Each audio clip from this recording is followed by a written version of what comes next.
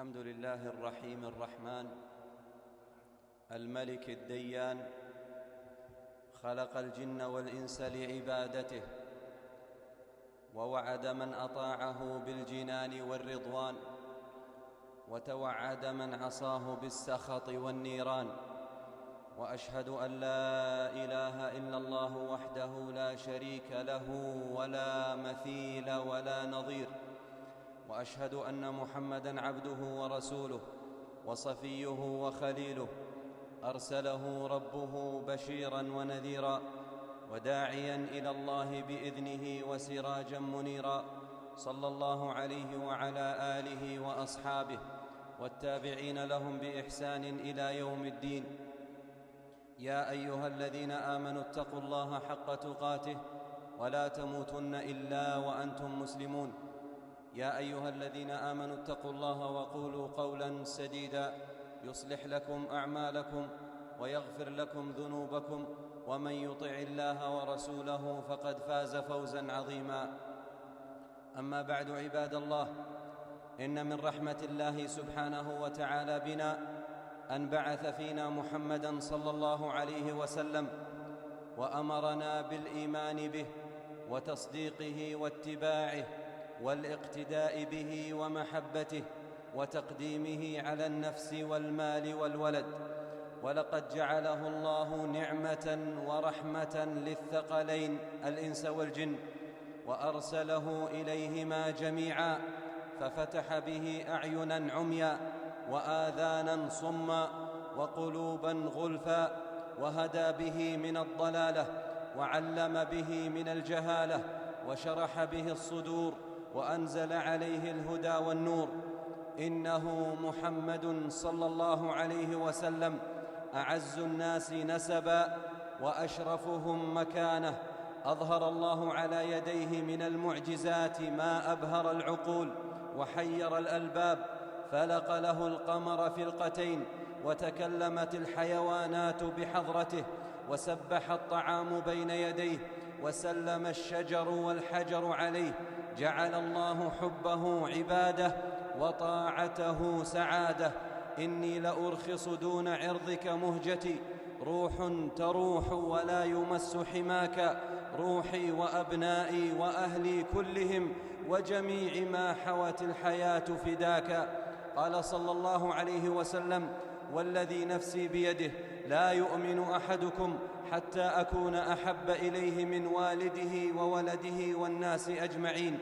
يا إخوة، أيها المسلمون، عباد الله، أيها المستمعون، هل يتصور أن أحداً يحن إلى أحد ولا يتبعه؟ هل يتصور أن أحداً يحب أحداً ولا يحن إليه؟ هل يتصور أن أحداً يحب أحداً ولا ينشغل تفكيره به؟ هل يعقل أن أحداً يحب أحداً ولا يطيعه؟ هذا لا يعقل أبدا ولا يتصور أبدا. بل لا بد للمحب من طاعة حبيبه، بل لا يجد المحب لذته إلا في طاعة حبيبه. وكلما كان الحب أكثر كان المحب أطوع، وكلما كان الحب أكثر كان المحب أطوع.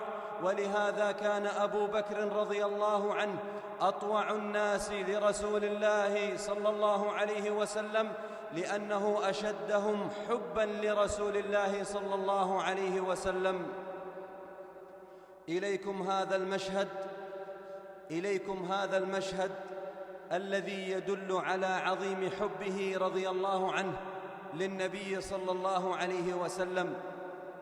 عن البراء بن عازب رضي الله عنه قال: قلت لأبي بكر رضي الله عنه: حدثنا كيف صنعت أنت ورسول الله صلى الله عليه وسلم حين خرجتما من مكة والمشركين يطلبونكما؟ قال رضي الله عنه: خرجنا ليلا فأحثثنا ليلتنا ويومنا حتى قام قائم الظهيرة، ليلة كاملة ويوما يركضون ويهرولون أحثثنا ليلتنا ويومنا حتى قام قائم الظهيرة.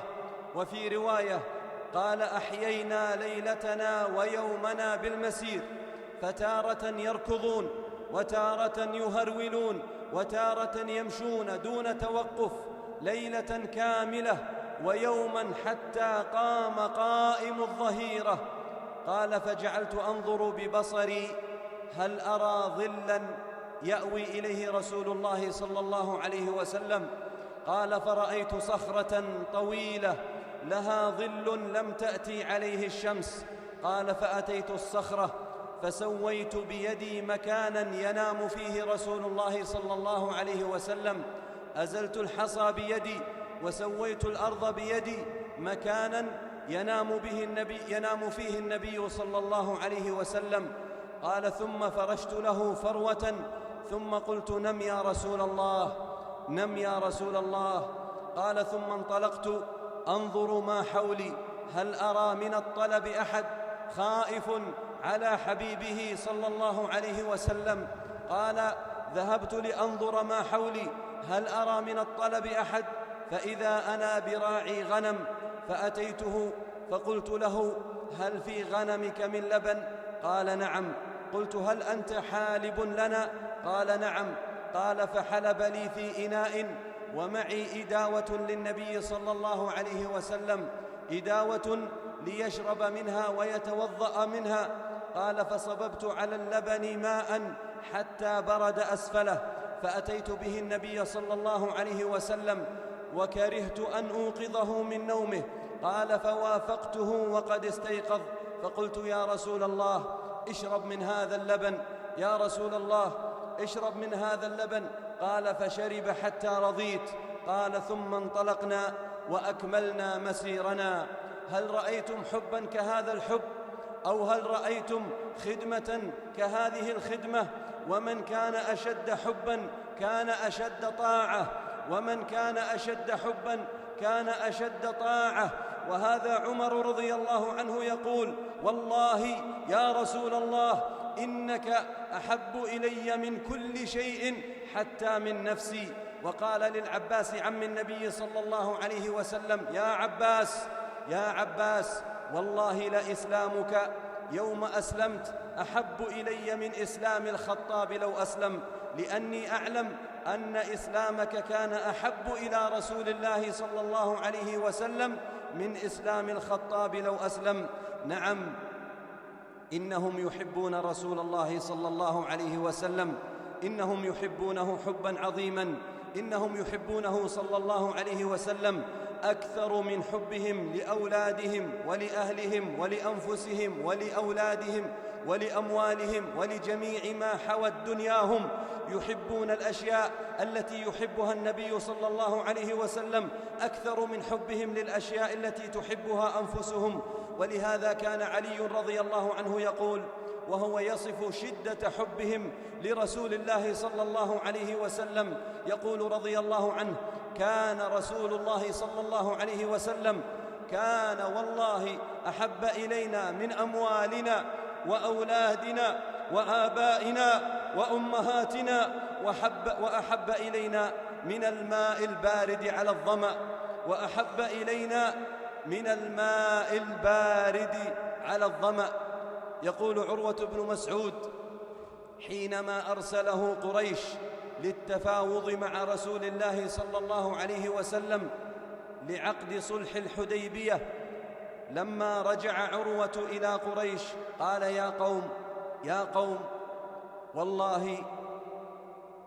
والله لقد دخلت على الملوك، ودخلت على قيصر، ودخلت على كسرى، ودخلت على النجاشي، والله ما رأيت ملكا يعظمه أصحابه كما يعظم أصحاب محمد محمدا، والله ما رأيت ملكا يعظمه أصحابه كما يعظم أصحاب محمد محمدا، والله ما تنخم نخامة إلا وقعت في كف أحدهم فدلك بها وجهه وجلده، وإذا أمرهم بأمر ابتدروا وتسارعوا أمره، وإذا توضأ كادوا يقتتلون على وضوئه، وإذا تكلم خفضوا أصواتهم عنده وما يحدون النظر إليه تعظيما له صلى الله عليه وسلم. أرى كل مدح للنبي مقصرا، وإن بالغ المثني عليه وأكثرا، إذا الله أثنى بالذي هو أهله عليه، فما مقدار ما تمدح الورى. اللهم املأ قلوبنا محبة لك، اللهم املأ قلوبنا محبة لك ومحبة لنبيك صلى الله عليه وسلم. اللهم أحينا على سنته وأمتنا على ملته، واحشرنا في زمرته، ومتع أنظارنا برؤيته. اللهم حبب إلينا طاعته في الدنيا، وعظم في قلوبنا مكانته، واعصمنا من مخالفته، وشفعه فينا يوم الحشر الكبير، يوم تحشر الأولين والآخرين، يا من له الدنيا والآخرة وإليه المعاد. أقول قولي هذا وأستغفر الله سبحانه لي ولكم ولسائر المسلمين من كل ذنب وخطيئة، فاستغفروه إنه هو الغفور الرحيم.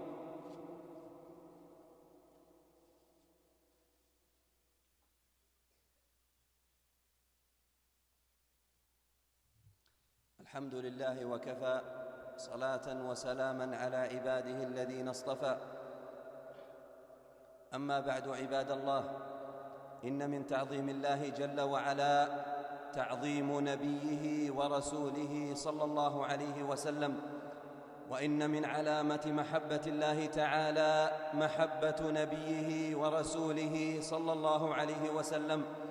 وكم نحن بحاجة يا إخوة، كم نحن بحاجة إلى أن نراجع محبتنا له صلى الله عليه وسلم.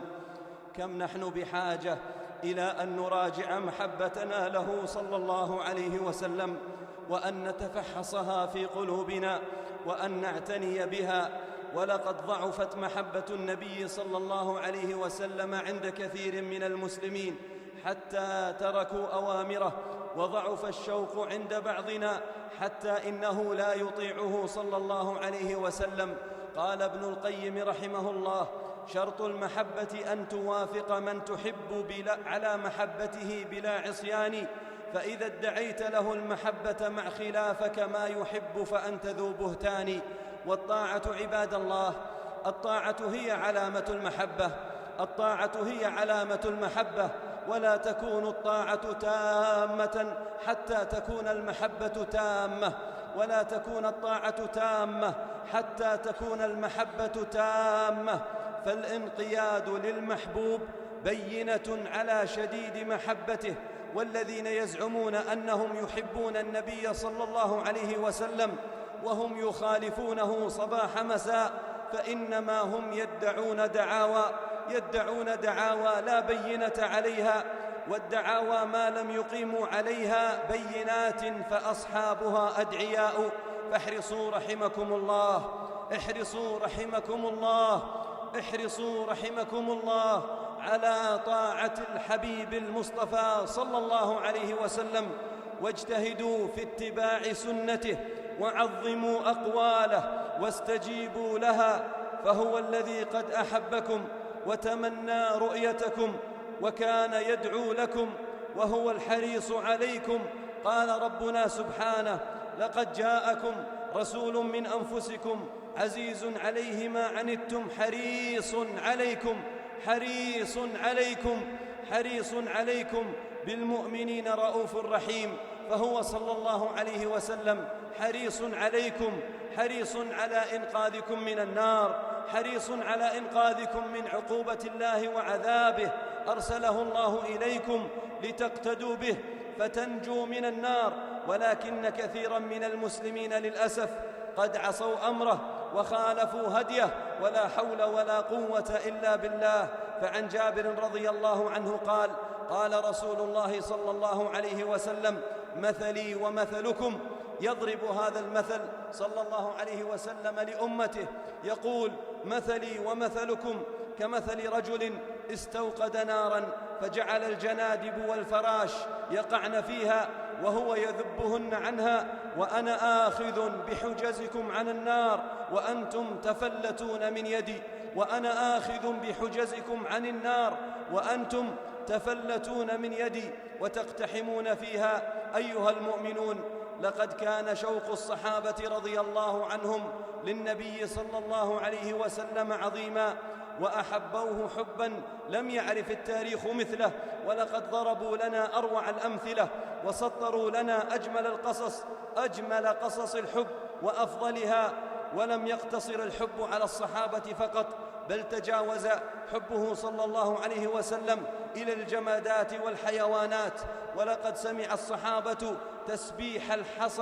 تسبيح الطعام والحصى بين يديه، وسمعوا تسليم الشجر والحجر عليه. وقال صلى الله عليه وسلم عن جبل أحد: إنه جبل يحبنا ونحبه.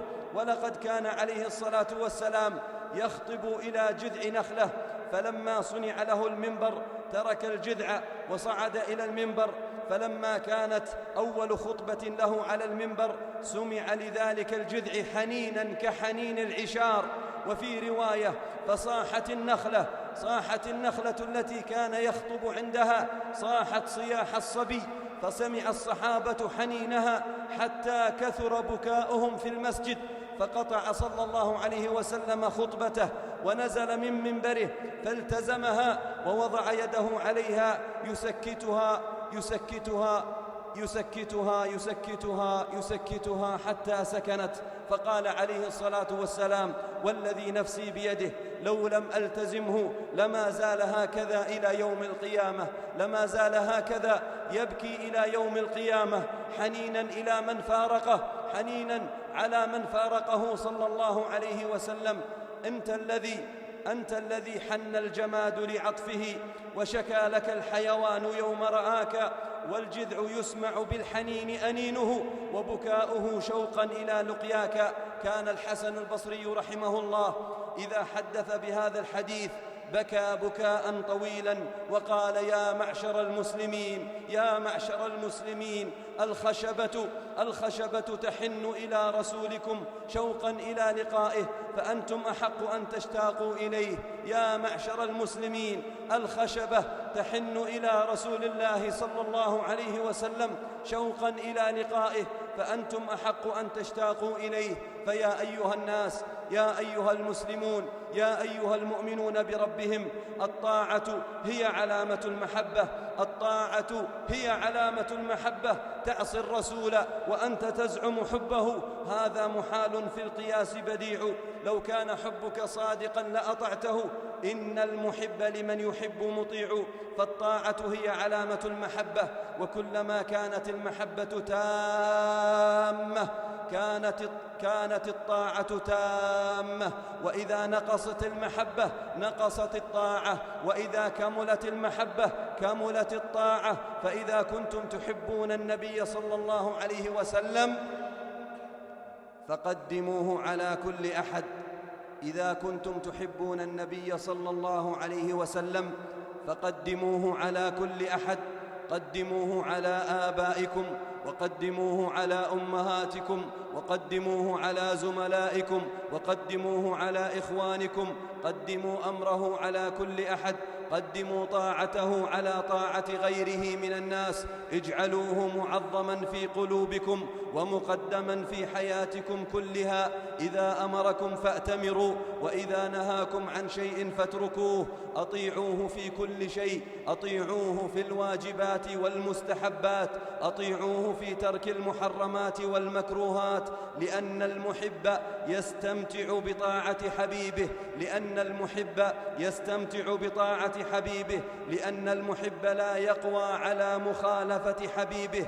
وهذا هو الحب التام الذي تنتج عنه الطاعة التامة. قال صلى الله عليه وسلم: والذي نفسي بيده لا يؤمن أحدكم حتى أكون أحب إليه من والده وولده والناس أجمعين. اللهم اعمر قلوبنا بمحبة نبيك صلى الله عليه وسلم. اللهم اعمر قلوبنا بمحبته. اللهم احشرنا في زمرته. اللهم أمتنا على ملته يا ذا الجلال والإكرام. اللهم متع أنظارنا برؤيته صلى الله عليه وسلم. اللهم اجمعنا به في الفردوس الأعلى يا ذا الجلال والإكرام. اللهم اجمعنا به في الفردوس الأعلى يا ذا الجلال والإكرام. اللهم اجمعنا به في الفردوس الأعلى يا ذا الجلال والإكرام. اللهم شفعه فينا يوم الحشر الكبير، يوم تجمع الأولين والآخرين يا رب العالمين. اللهم اجعل جمعنا هذا مرحوما وتفرقنا بعده معصوما، ولا تجعل فينا ولا معنا شقيا ولا محروما. اللهم اغفر ذنوب المستغفرين، واقض الدين عن المدينين، واشف مرضانا وجميع مرضى المسلمين. اللهم الطف بأمة محمد أجمعين. اللهم ارحم أمواتنا وأموات المسلمين يا رب العالمين. اللهم اهدنا لأحسن الأخلاق، لا يهدي لأحسنها إلا أنت، واصرف عنا سيئها، لا يصرف عنا سيئها إلا أنت. اللهم جمل منا الباطن والظاهر. اللهم أصلح منا الباطن والظاهر. اللهم تقبل أعمالنا كلها وأقوالنا كلها، وأصلح أحوالنا يا ذا الجلال والإكرام. اللهم يا مقلب القلوب ثبت قلوبنا على دينك. اللهم يا مقلب القلوب ثبت قلوبنا على دينك. اللهم ثبت قلوبنا واستر عيوبنا. اللهم استر عيوبنا وفرج كروباتنا يا حي يا قيوم. سبحان ربك رب العزة عما يصفون، وسلام على المرسلين، والحمد لله رب العالمين.